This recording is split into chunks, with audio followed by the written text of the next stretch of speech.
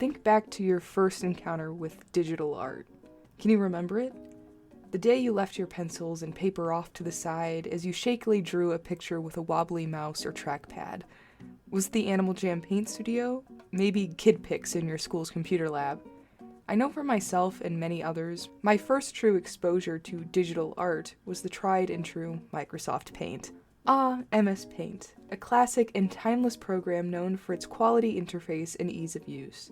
A true gem that outshines even the most robust of programs, with the convenience of being pre-packaged with your Windows operating system. Truly a no-brainer when it comes down to it. Throw all of your other programs out, this is all you need, video over, goodbye. Okay, I'm being sarcastic, but in all genuineness, I really do love MS Paint.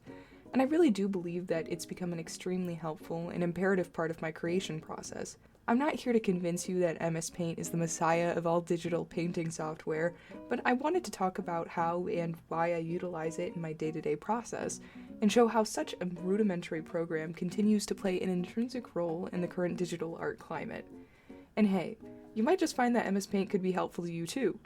Or maybe not, but at the very least, I hope you can look at this piece of software that is often disregarded and cast to the side with a newfound appreciation after this video. If you watched my last video about making a persona, first of all, I just want to say thank you so much, and second of all, you may have noticed a few MS Paint drawings that I included when I was showcasing my character design process.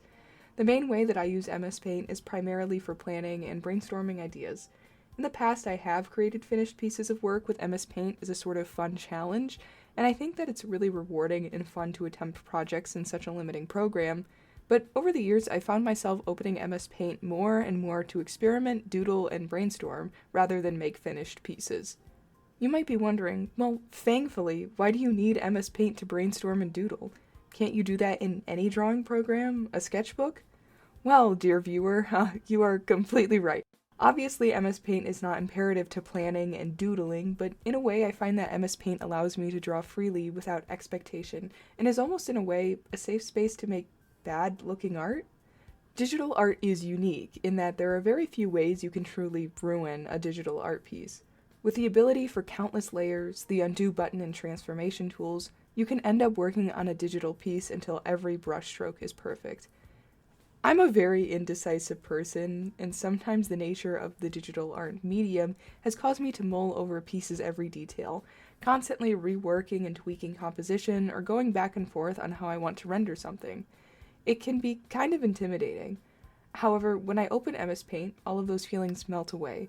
The art program itself is so bare bones that the pressure to create something that looks good is just non-existent.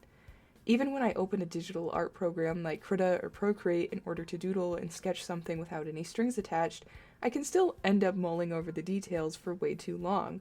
On the flip side, MS Paint, through its sheer limitations, allows me the freedom to create without restraint.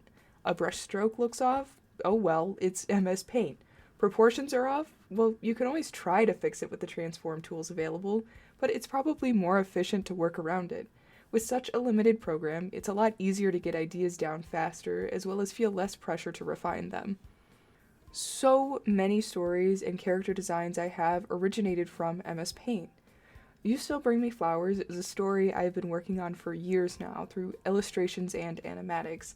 This idea started off as a very messy and scrappy looking doodle page in MS Paint.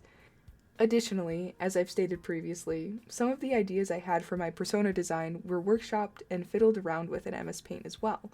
I love opening this pixelated and clunky program in order to play around with ideas and I use.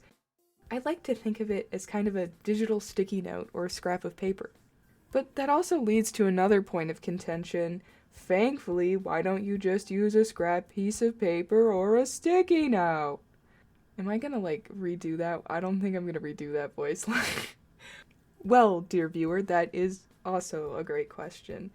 Personally, MS Paint offers a convenience factor for me. All of my ideas can be stored in folders alongside my finished work, and MS Paint allows for the capability to import sketches and doodles I make in the program into Krita and finish them if I so choose. Much more convenient than having to hold onto loose sheets of paper and scraps. Additionally, although MS Paint's transform abilities are very basic, it still allows me to resize and move stuff around, which can be very helpful when coming up with ideas and brainstorming. I constantly struggle with scale when it comes to my traditional work. I always end up drawing way too big and my subject matter ends up leaking off the page or there isn't enough room left to finish my thought. I feel like MS Paint is my perfect middle ground between a traditional sketchbook and a robust digital painting program. Even after all that, maybe you're still not convinced that MS Paint offers any real use or value to your process, or any value to the digital art world at all, but even so, I still really encourage you to take a crack at using it. I feel like MS Paint unlocks this childlike joy to create. Every time I open it, I'm transported back in time when I was sitting down in an office chair that was way too big for me at my mom's place of work, fiddling and doodling on the computer with a shaky mouse in an extremely old version of MS Paint, drawing creatures that barely resembled anything at all. Sometimes my mom would even let me print out my work on the office printer, and I would be in awe at the fact that the creatures I made on the computer were now sitting in my hands. There was no pressure to make anything look good, polished, or recognizable. It was all simply play. No different than sitting down at my kitchen table with paper and a box of crayons, with a summer afternoon ahead of me. Many of us digital artists feel pressure in every corner of our sphere nowadays. Social media numbers are king.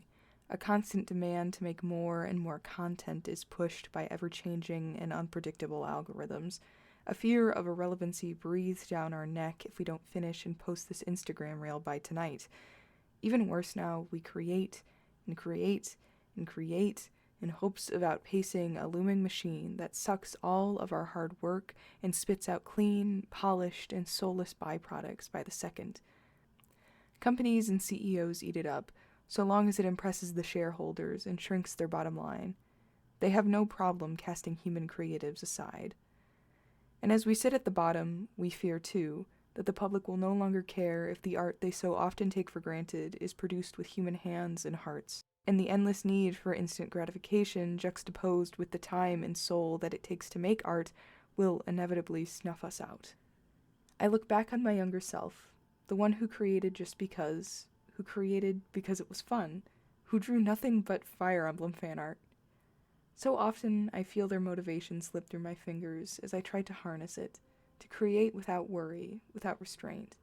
But so often I feel paralyzed by pressure that has long since drowned out the young, naive artist inside. The one who knew not of search engine optimization or had yet witnessed the horrors of generative AI. So often I succumb to this pressure. But at times, I can summon that feeling of boundless creation through opening that clunky and bare-bones drawing program, the same one I opened all of those years ago.